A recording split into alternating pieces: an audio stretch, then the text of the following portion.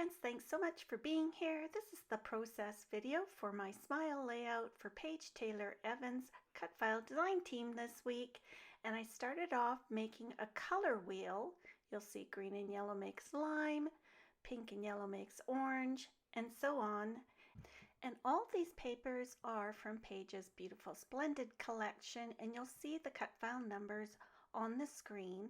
I have a companion video that shows how I use Paige's cut files in my design here this week, and that's also on my YouTube channel and also posted today, so look for it there.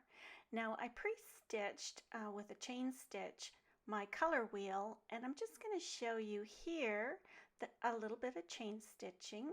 You go in a hole right here, you go in a hole under the previous stitch and down through the hole you came from. So again, in a hole under your previous stitch and back down through the hole you came from. And I wanted to show you how I go about doing a corner. So I'm going to go turn the paper, go in the next hole, and I'm going from the cut edge of this layout. Do you see that? So I'm going up through the cut edge and down through the hole I came from. And that makes a nice corner, and don't pull it too tight because you'll warp your corner and it won't look like a 90-degree. So that's what I recommend. There's your corner. So in from the edge down through the next hole. On the back, I do cut my strings shorter and then just use a little tacky glue to glue them on the background so that they don't stick out and distract from the rest of your design. And for a border like this, I use all 6 strands of DMC floss and a size 2 sewing needle. So I'm using paper 1 underneath my doily, and I'm just going to show you the difference between laying it flat or popping it up. I think popping it up makes all the difference. You get all that nice shadow and texture that we look for in our designs.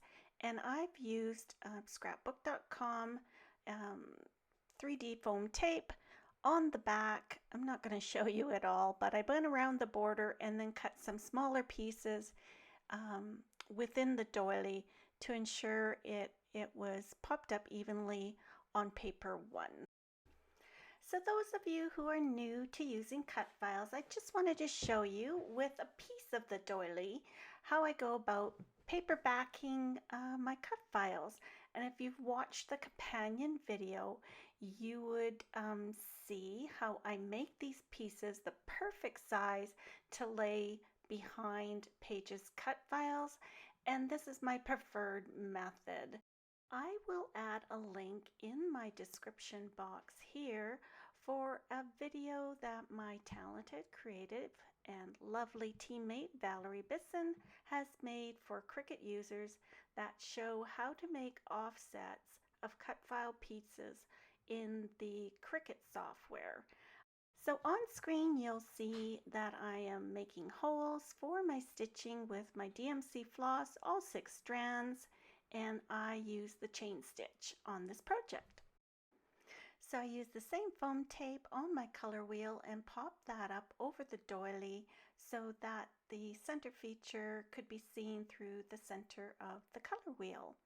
And I concentrated the foam tape around the inside circle of the color wheel so that I could tuck some pretty flowers around the outside and other ephemera that I'm going to pull from the Splendid collection.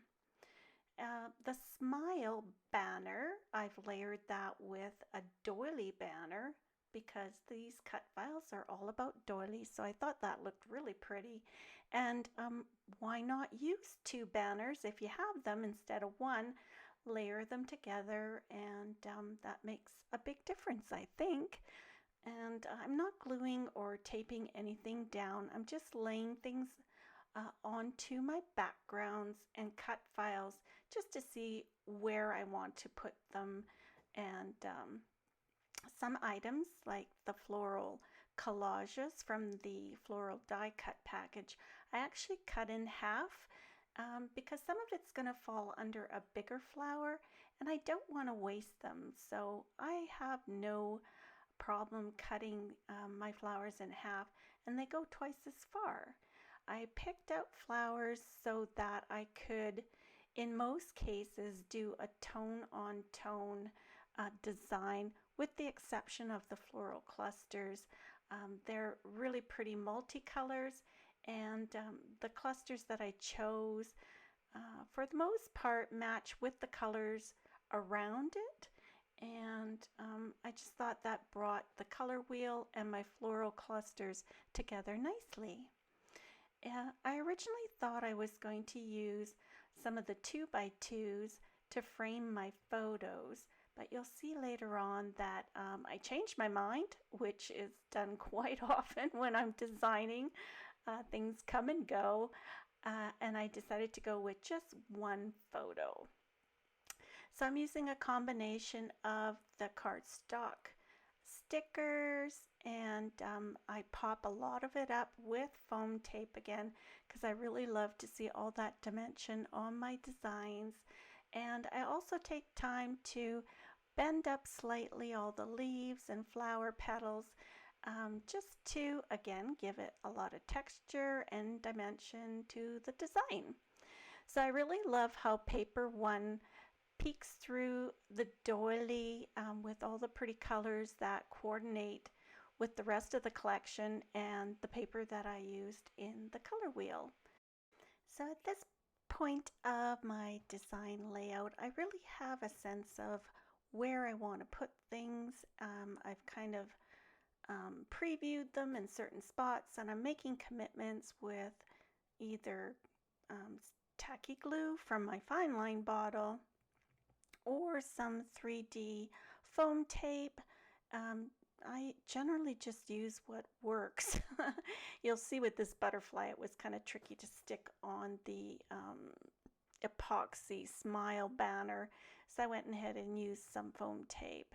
I do love using a lot of things on my designs and fewer photos, because for me it's all about having fun coordinating pattern paper and ephemera, and working with one of the many Paige Evans cut files.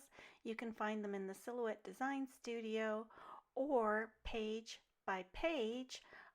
It's her Etsy shop, and you can find them at the link in my description box. You can shop for the bundles that Paige comes out with throughout the year. They're a great value. You get multiple cut files, usually work out to be $1 a piece. You just can't go wrong with that. And they come in many themes, including boys, summer, Christmas, spring. Check it out. Use the link in my description box. So I've got the larger ephemera. Yeah, ephemera. All adhered in place. I'm going to work on some of the smaller items in the collection, a few of the buttons, which are so cute, and some sequins from my stash, just to fill in the space and make it really interesting. I like to see lots of things on my layouts.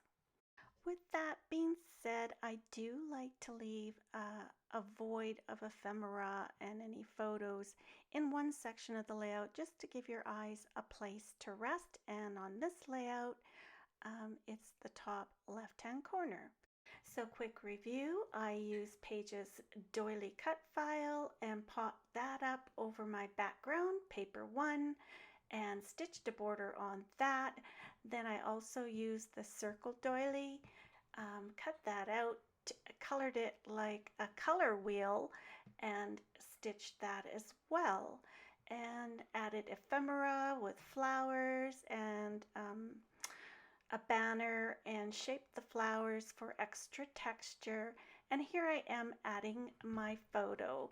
My photo is 3x3, and it's my wonderful friend Rami, and we hooked up on DMs in the Facebook group, and on Instagram. She's just the nicest gal. I love her so much. And we were able to hang out and go out for lunch and dinners in Denver at Paige and Andrea's splendid weekend. So that's the thing about those weekends. You meet so many great ladies and friends that you may have had a connection with in the groups, and then you actually get to hang out and spend the weekend with them while doing awesome classes.